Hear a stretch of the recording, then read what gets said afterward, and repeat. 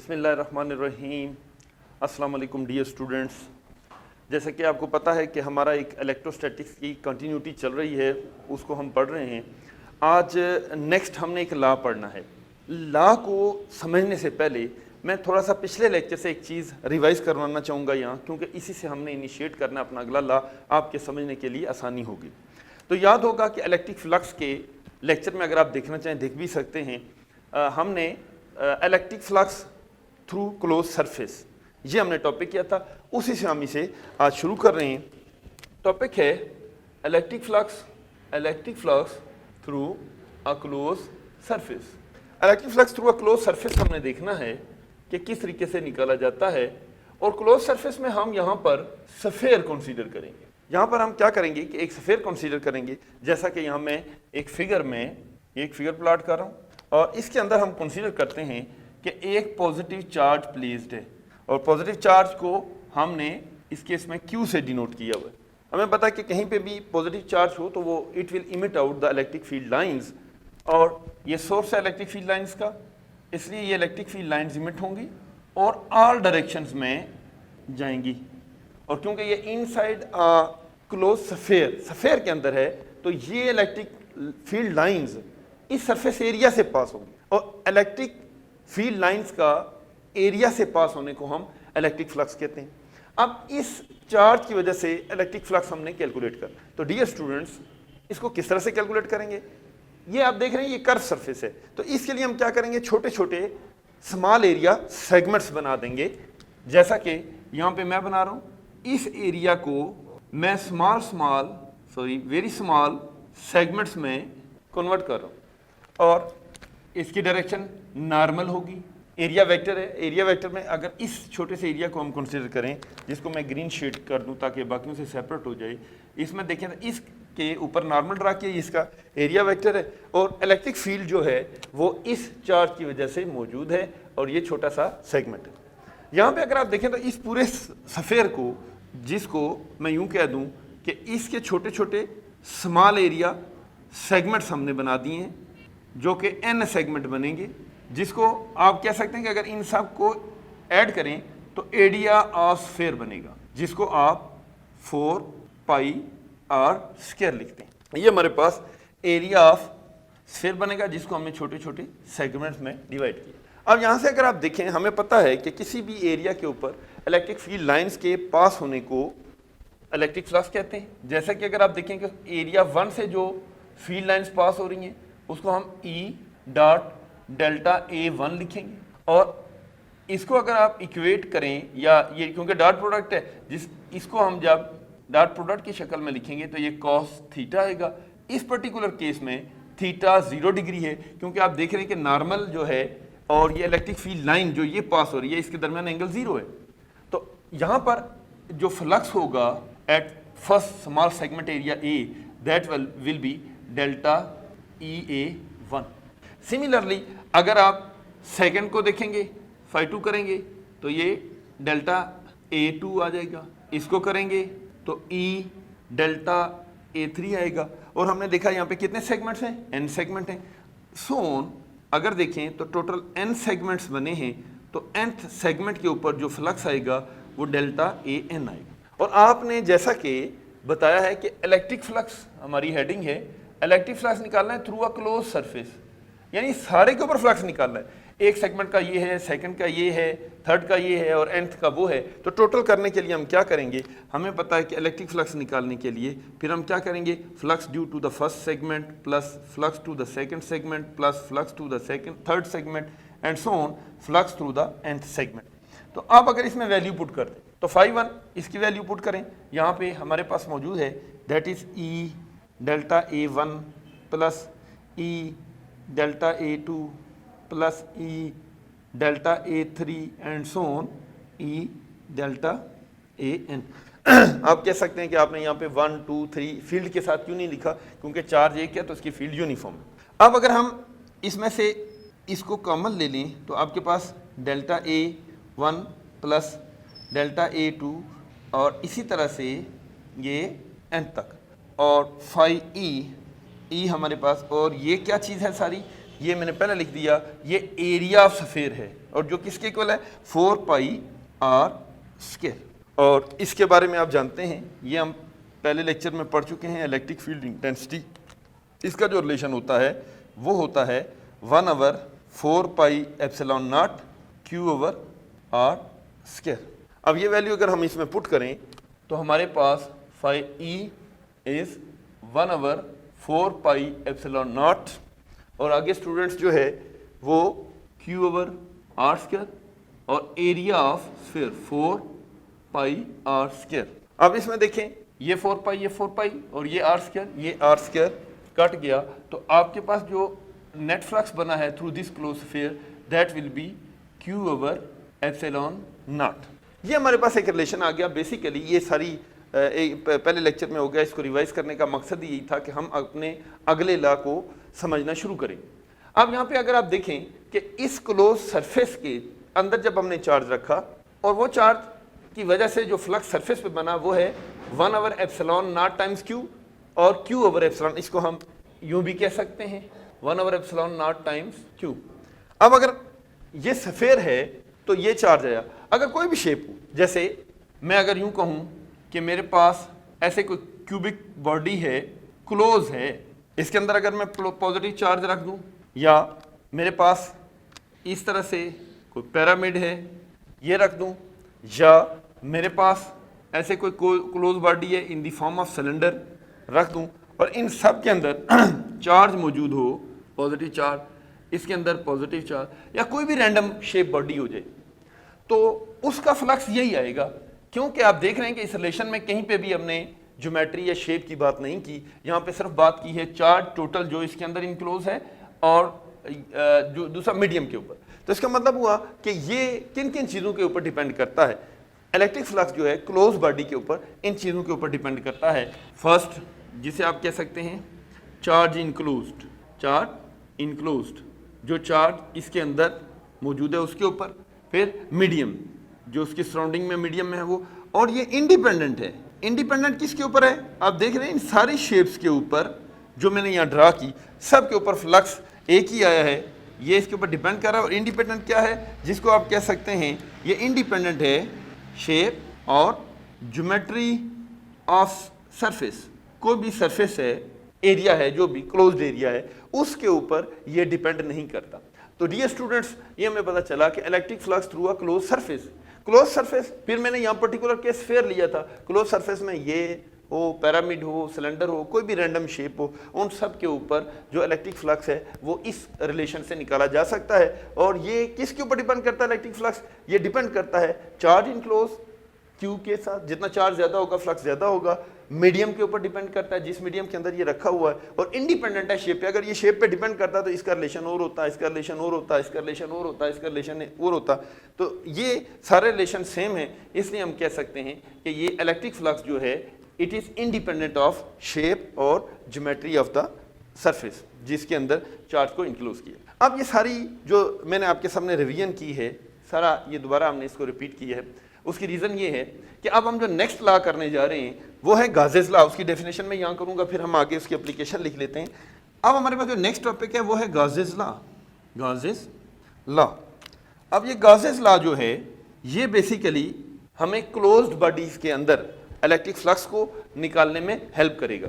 जैसा कि आपको नजर आ रहा है ये हमने डिफरेंट शेप्स की बॉडी के लिए ये देखा तो ये आया। अब गाजेस लॉ क्या कहता है? Gauss's law basically this is the statement of Gauss's law. यही गाजेस लॉ की स्टेटमेंट है और ये क्या कहता है कि electric flux through close body is 1/एप्सिलॉन naught times the total charge included. यहां पर तो हमने चार्ज एक लिया था, टोटल चार्ज इंक्लूज्ड। तो ये स्टेटमेंट है गाजेस लॉ की, 1/एप्सिलॉन नॉट टाइम्स टोटल चार्ज इंक्लूज्ड। तो ये हमारे पास इसकी डेफिनेशन आ गई।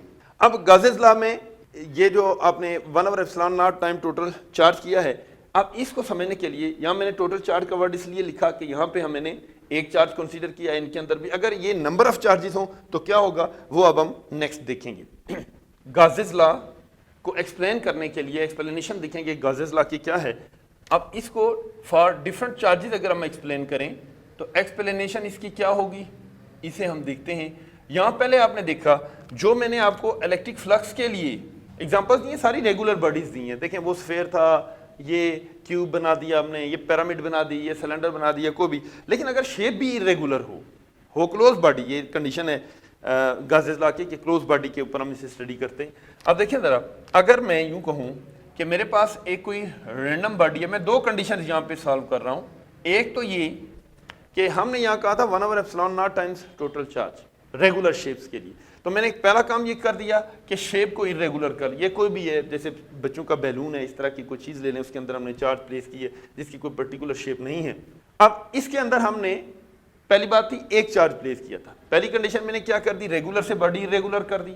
दूसरी चार्ज ये किया कि मैंने इसके अंदर बहुत सारे चार्ज रख दिए, से कि मैं इसके अंदर बहुत सारे चार्ज प्लेस करता हूँ। मैं कहता हूँ जी charge Q1, Q2, Q3, Q4 and so on Qn।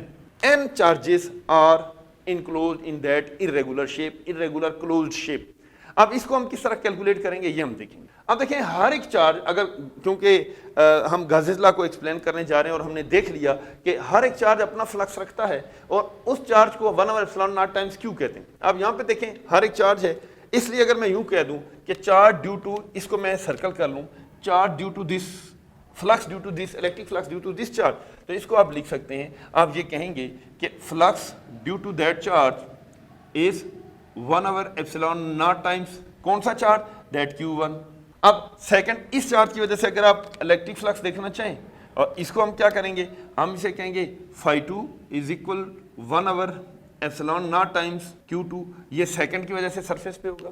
अब इसी तरह से ये थर्ड चार्ज है, थर्ड चार्ज की वजह से देखें तो φ3 is equal to 1/ε0 times Q3 and so on. क्योंकि बहुत सारे हम सारे लिख भी सकते हैं, हम टाइम को सेव करने के लिए मैं सिर्फ यहाँ पे डॉटेड लाइंस दे देता हूँ, सो ऑन। और ये nth चार्ज जो है इन सब से पास होते हुए, ये जो nth चार्ज है हमारे पास, इसको अगर आप देखें तो आप कहेंगे कि ये φn is equal to 1/ε0 Qn।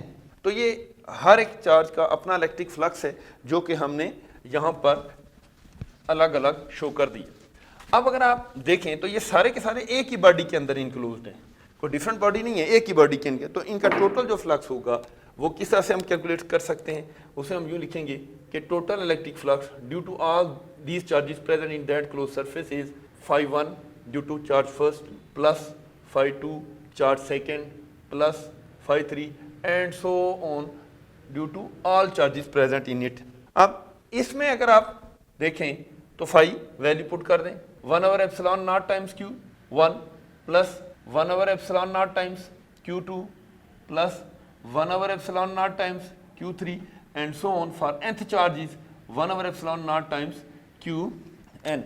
तो इस तरीके से हमारे पास ये सारे चार्जेस जो हैं उनका फ्लक्स हमने देख लिया। अब अगर आप देखें तो इस सारे के अंदर फाई नेट टोटल देखें तो 1/ε0 is similar in all relations. तो इसमें क्या रह जाएगा आपके पास, यह आ जाएगा Q1 plus Q2 plus Q3 and so on Qn। तो अब अगर इन सारे चार्जेस को ऐड कर दिया जाए, इनकी मैग्नीट्यूड्स को ऐड कर दिया जाए तो हमारे पास क्या बनेगा, यह आ जाएगा, हम इसको लिखेंगे कि φe इज 1/ε0। तो होप सो कि आप भी इस सारे को ऐड करें, तो इसके लिए मैं वर्ड टोटल चार्ज लिख सकता हूँ। और यही मैंने बताया था आपको कि स्टेटमेंट है गाजेस लॉ की कि in any close body the electric flux through any close body is 1/ε0 times total charge enclose in it. इससे पिछले केस में आपने देखा बॉडी मैंने रेगुलरली चार्ज एक लिया, रेगुलर बॉडी और इरेगुलर बॉडी कहीं पे भी आपको शेप या ज्योमेट्री का जिक्र नहीं मिल रहा है, इसलिए इंडिपेंडेंट है। और मैंने यही किया था कि इरेगुलर बना लिया था, एक चार्ज की जगह बहुत सारे लिए, तो चार्ज एक करें बहुत सारे करें तो 1/ε0 times total charge enclosed in it. इसको हम कहते हैं गाजेस लॉ। अब ये गाजेस लॉ की डिफरेंट एप्लीकेशंस हैं, हम आपके सिलेबस में मौजूद एप्लीकेशंस के ऊपर ही रहेंगे, उतनी एप्लीकेशन स्टडी करेंगे। जैसा कि आपकी सिलेबस में गिवन है 3 एप्लीकेशंस, वही तीनों हम डिस्कस करेंगे। सबसे पहले अब हम इन एप्लीकेशंस को 1 बाय 1 डिस्कस करेंगे। Applications of Gauss's law, Gauss's law. अब हम गाजेस लॉ की एप्लीकेशन स्टडी करेंगे। गाजेस लॉ की एप्लीकेशंस में सबसे पहली जो हम एप्लीकेशन स्टडी कर रहे हैं, हम यूँ कर रहे हैं कि इलेक्ट्रिक फील्ड इंटेंसिटी निकाल रहे हैं inside a hollow charge sphere. Electric field intensity inside a hollow charge sphere. याद रखें कि पहले तो हमने ये किया था ना, इसमें हमने ये किया था कि चार्ज स्फीयर, स्फीयर के अंदर चार्ज रखा था, हमने स्फीयर के अंदर चार्ज रखा था। अब हमने ये क्या करना है, हम क्या करने जा रहे हैं, हम करने जा रहे हैं कि हम निकालना चाह रहे हैं इलेक्ट्रिक फील्ड इंटेंसिटी निकालना चाह रहे हैं। कहाँ पर? Electric field intensity inside hollow charge sphere. ये हमारे पास पहली एप्लीकेशन है कि हम ई निकालना चाह रहे हैं इनसाइड हॉलो चार्ज स्फीयर। नजर आ रहा है?